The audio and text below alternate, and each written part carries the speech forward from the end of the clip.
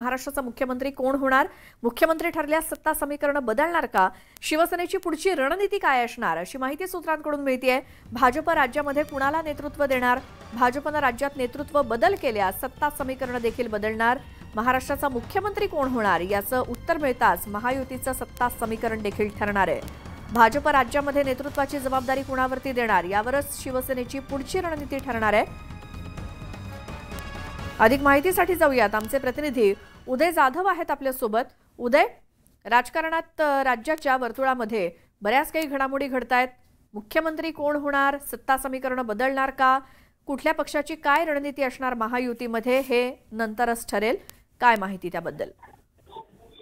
महाराष्ट्रातल्या विधानसभा निवडणुकीमध्ये महायुतीला महाविजय मिळालेला आहे। मात्र महाविजय मिळवल्यानंतर राज्याचे प्रमुख म्हणजेच राज्याचे मुख्यमंत्री कोण होणार याची उत्सुकता जी ताणलेली आहे। अद्याप मुख्यमंत्री कोण होणार याचं उत्तर जे आहे केंद्रीय भाजप नेतृत्वाने स्पष्ट केले नाही। मात्र केंद्रीय भाजप नेतृत्वाने अनेक समीकरणं जी आहेत ती जुळवण्यास सुरुवात केलेली आहे। केंद्रीय भाजप काही धक्कादायक निर्णय जे आहे ते देखील जाहीर करू शकतात अशी माहिती वरिष्ठ सूत्रांनी दिलेली आहे। त्यानंतर राज्यामध्ये मुख्यमंत्री भाजपचा होणार का शिवसेनेचा होणार याबद्दल अजून अनुत्तर आहे। त्याचबरोबर जर का भाजपचा मुख्यमंत्री झाला तर भाजप नेतृत्वामध्ये राज्यामध्ये काही बदल अपेक्षित आहे का अशी देखील चर्चा जी आहे ती सुरू झालेली आहे। राज्यात जर का भाजप नेतृत्वाने बदल केले तर मात्र शिवसेनेची रणनीती जी आहे ती देखील बदलू शकते अशी शक्यता जी आहे ती व्यक्त केली जात आहे।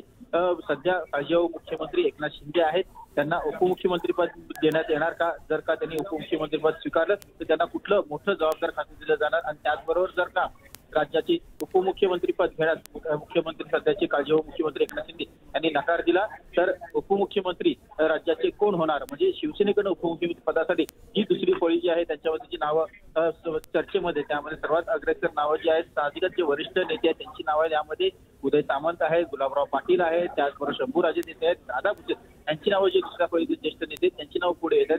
मात्र त्यांना उपमुख्यमंत्रीपद करावं का? कारण शिवसेनेच्या सर्वच लोकप्रतिनिधींनी मागणी केली आहे की मुख्यमंत्रीपदी पुन्हा एकदा मुख्यमंत्री म्हणून एकनाथ शिंदे यांचंच नाव जे आहे ते कायम ठेवावं।